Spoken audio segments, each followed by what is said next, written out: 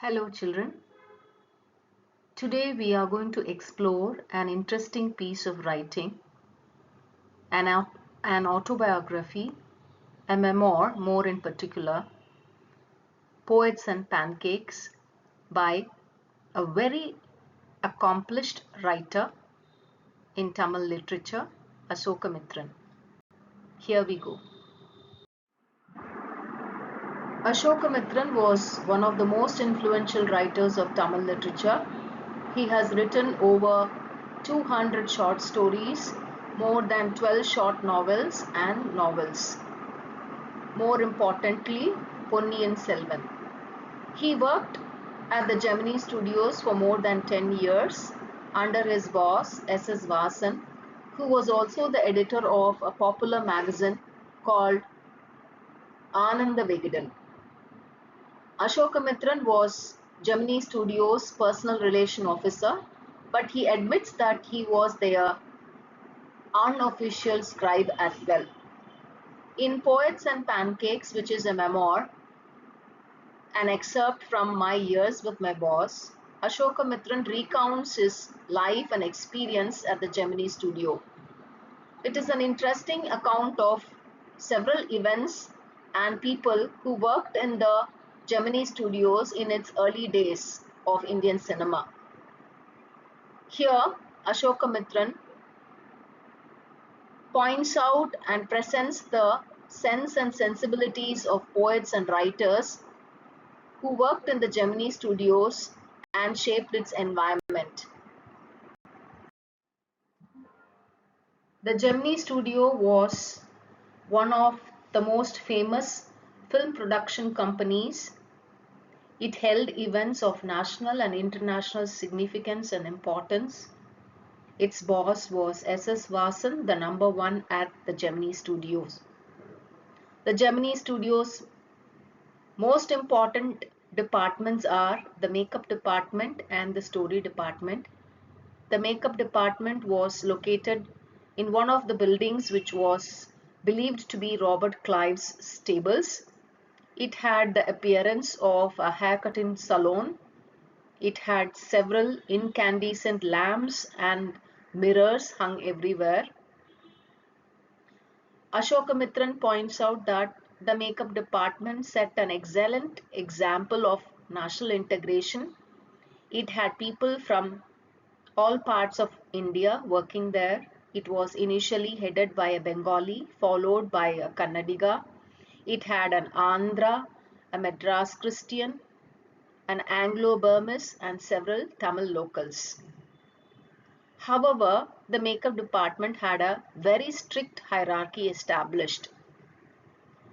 The chief makeup man applied makeup for the chief artists, the senior makeup man for the senior artists, so on and so forth. The role of applying makeup for the crowd was with the office boy. Moving on to the story department, which was an interesting department. The most prominent personality of the department was Kothamangalam Subu, the number 2 at the Gemini Studios, favorite of S.S. Vasan, fondly referred to as Subu. The department also had several writers and poets, and more importantly and surprisingly, a lawyer, an odd man out.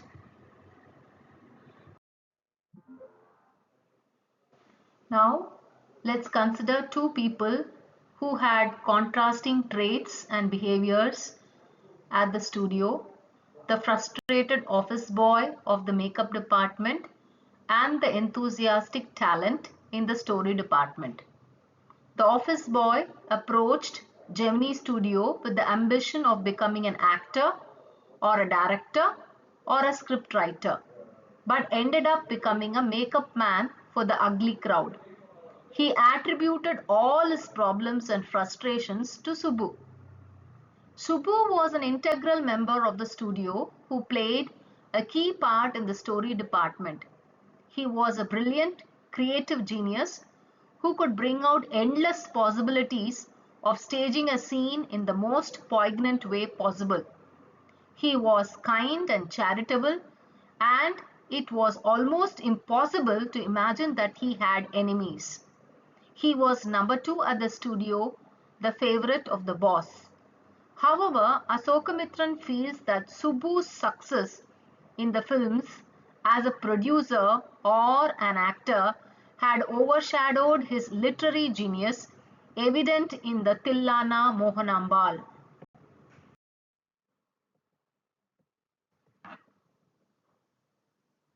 Moving on to the interesting events that took place in the studio. The author recalls the triad of an upcoming actress with one of the film producers at the set. The young and promising actress lost her temper and expressed her discontentment aloud. The legal advisor who was witnessing this had recorded this outburst. When he played the recording, the actress was astonished and decided to end her career abruptly. Thus, the foolishness of the legal advisor led to the sudden decision of the actress ending her career. Another strange event is a lawyer losing his job. The legal advisor had an opportunity to produce a movie which did not make any money at the box office.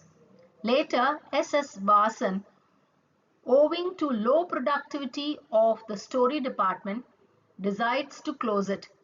Thus, the lawyer, who was under the register of the story department, lost his job with several other writers.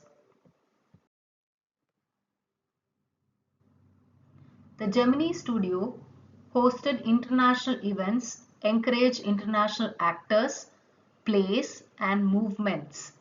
One such movement that was against communism was the Moral Rearmament Army. The big troupe staged two plays, The Jotham Valley and The Forgotten Factor. These plays had revolutionary themes related to inculcating moral values, religion, and the problem of the working class. The plays had unique stage background and setting and music. This impressed the producers at the Gemini studio, who began to include the background of rising and setting sun in their plays along with a background music. The makeup department got busy with their pancakes during these days. Finally, the most puzzling incident described is the address given by an English editor. Nobody knew anything concrete about him. His accent escaped the simple audience's understanding. The boss extended a general welcome address, and the speaker's speech had words like democracy and freedom. Later, Asokamitran discovered that the visitor was the editor of the magazine The Encounter and had also written an essay for the book titled The God That Failed. The visitor was Stephen Spender. Gemini Studios' political stance was now clear to Asokamitran. It was pro-democratic and was against communism. The visit of Moral Rearmament Army and Stephen Spender illustrated that. The predominant feel the readers notice is the friendly, rambling chat of the narrator. We get introduced to people and events and are able to experience the ambience at the Gemini studio. The narration is replete with gentle humor, which bring out the strength and the weaknesses of people there.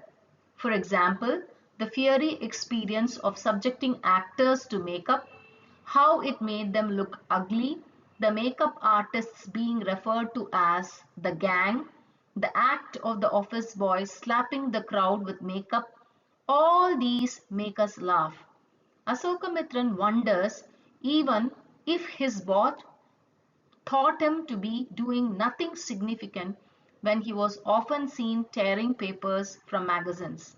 This throws light on how the opinion of the boss mattered to a worker. The dumbfounded audience listening to the address of an Englishman whose visit turned out to be a mystery, is also humorous. Asokamitran reveals the importance given by people to success more than excellence when he states how Subu's true potential as a poet remained dwarfed because of his achievement in film industry. The author brings out how dissatisfied he himself was at the Gemini studio. Similarly, the gullible nature of people is criticized when the author explains the idea of Gandhism or democracy as conceived by the people at Gemini Studio who thought wearing khadi was Gandhism. They further thought that the communists were violent, godless people. The changing beliefs of people is highlighted through the experience of Stephen Spender, who expressed his dissatisfaction in communism, and how S.S. Vasan played into the hands of moral rearmament army and hosted Stephen Spender at the studio.